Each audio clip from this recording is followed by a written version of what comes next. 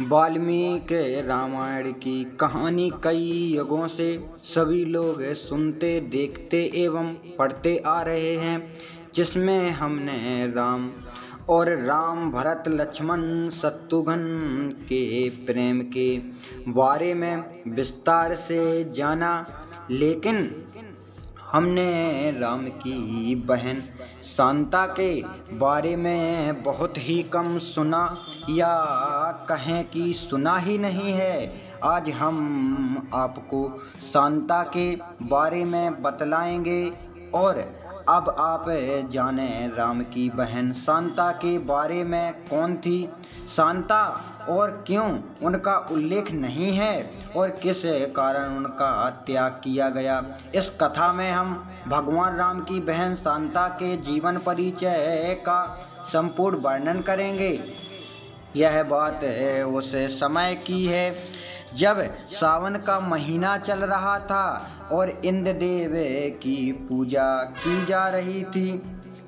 राजा दशरथ और उनकी रानियां देव पूजा में व्यस्त थीं। महाराज दशरथ एवं रानी कौशल्या अयोध्या के राजा रानी थे। महाराज दशरथ की दो अन्य रानियां भी थीं, जिनके नाम कैकई और सुमित्रा था। सभी जानते हैं कि इनके 4 पुत्र हैं, राम भरत लक्ष्मण शत्रुघ्न। लेकिन यह कम लोगों को पता है कि इन 4 पुत्रों के अलावा उनकी एक बड़ी बहन शांता भी थी। शांता कौशल्या माँ की पुत्री थी। शांता एक बहुत होनहार कन्या थी। वो हर क्षेत्र में निपुण थी। उसे युद्ध कला में विज्ञान सहित एवं तलवारबाजी और घोड़सवारी करना उनका शौक था। सभी वेदों का भी उनको संपूर्णतः ज्ञान था। अपने युद्ध कौशल से वह सदैव अपने पिता दशरथ को गौरवान्वित कर देती थीं। एक दिन रानी कौशल्या की बहन रानी वाराणसी अपने पति रोमपद के साथ अयोध्या आते हैं। राजा रोमपद अंग देश के राजा थे। उनकी कोई संतान नहीं थी। एक समय जब सभी परिवारजन एक साथ बैठकर बातें कर इंद्रदेव की पूजा कर रहे थे, तब वाराणसी का ध्यान राजकुमारी शांता की तरफ पड़ा और वे उनकी गतिविधि एवं शालीनता को देखकर प्रभावित हो गईं और निर्मल शब्दों में यह कहने लगीं कि अगर उनके नसीब में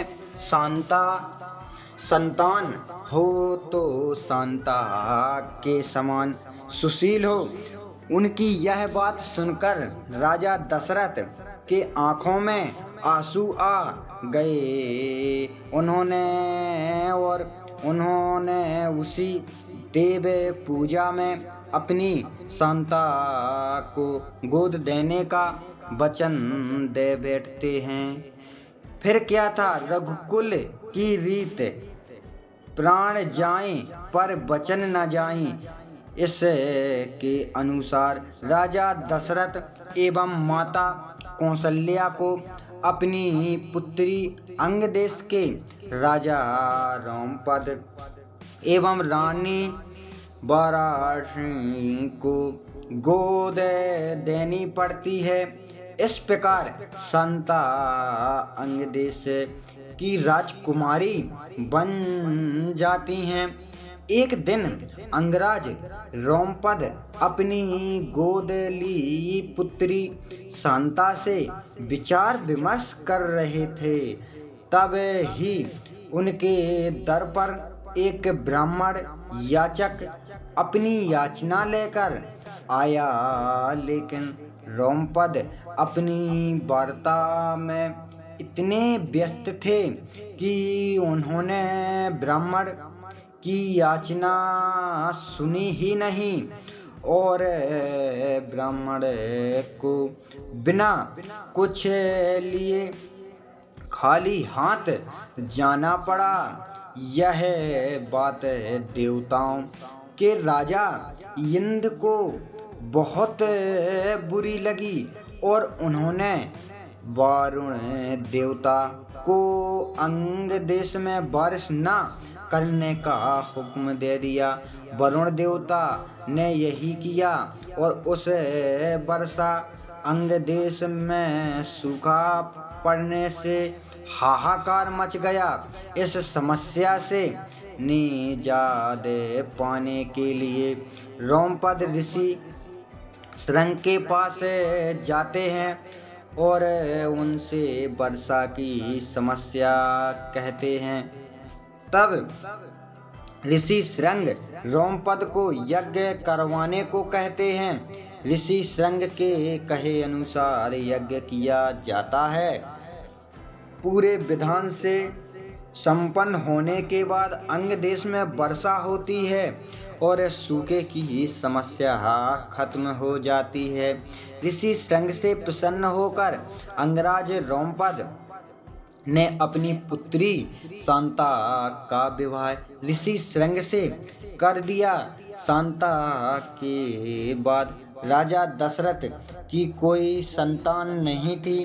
वो अपने वंश के लिए बहुत चिंतित थे। तब वे ऋषि श्रृंग के पास जाते हैं और उन्हें पुत्र कामाक्षी यज्ञ करवाने का आग्रह करते हैं।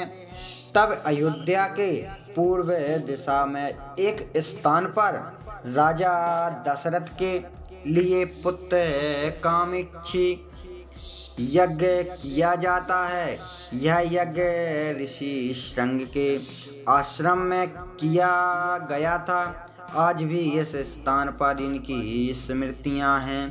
इस यज्ञ के बाद प्रसाद के रूप में खीर रानी कौशल्या को दी जाती है, जिससे वे छोटी रानी कैकेयी से बांटती हैं। बाद में दोनों रानी अपने हिस्से में से एक हिस्सा सबसे छोटी रानी सुमित्रा को देती हैं, जिसका फलस्वरूप सुमित्रा को 2 पुत्र लक्ष्मण एवं शत्रुघ्न होते हैं और रानी कौशल्या को दशरथ के ज्येष्ठ पुत्र राम की माता बनने का सौभाग्य मिलता है एवं रानी कैकेयी को भरत की प्राप्ति होती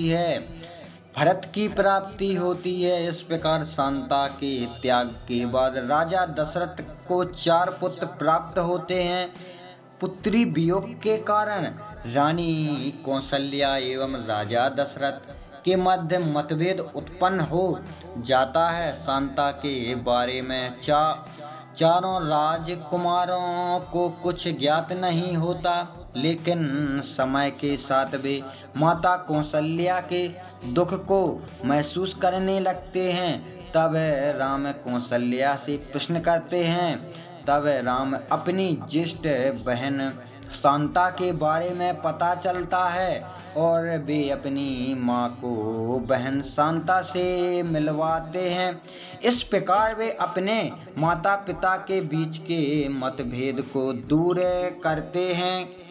देवी शांता के बारे में वाल्मीकि रामायण में कोई उल्लेख नहीं मिलता, लेकिन दक्षिण के पुराणों में स्पष्ट रूप से शांता के चरित्र का वर्णन किया गया है। भारत के कुल्लू में श्रृंग ऋषि का मंदिर है एवं वहां से कुछ दूरी पर देवी शांता का मंदिर है। यह भी कहा जाता है कि राजा दशरथ ने पुत्र प्राप्ति के लिए देवी शांता का त्याग किया था। वैसे तो देवी शांता एक परिपूर्ण राजकुमारी थी, लेकिन बेटी होने के कारण उनसे वंश वृद्धि एवं राज्य कार्य पूरा नहीं हो सकता था। इसलिए राजा दशरथ को उनका परित्याग करना पड़ा।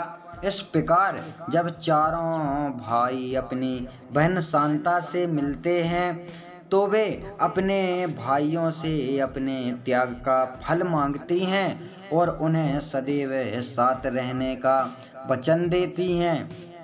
भाई अपनी बहन के त्याग को व्यर्थ नहीं जाने देते और जीवन भर एक दूसरे की परछाई बनकर रहते हैं। रामायण का एक ऐसा ग्रंथ है जिसमें सभी रिश्तों की गहराई, मर्यादा एवं सबसे अधिक बचपन वचन पालन का महत्व बताया है। इस प्रकार रामायण से जुड़ी कहानी हमें उचित मार्गदर्शन करती हैं, हमें रिश्तों की मर्यादा का भार कराती हैं। यह कहानियाँ आज के समय में संस्कारों का महत्व बताती हैं एवं व्यक्ति विकास में सहायक होती हैं। कई तरह की कहानियों का संग्रह किया गया है। जरूर हमारे चैनल पर जाएं और सभी कहानियों को सुनें। जो भी गलतियां हुई हो उनको क्षमा करें और हमारे चैनल को लाइक और सब्सक्राइब करना ना भूलें। जय जय श्री राम।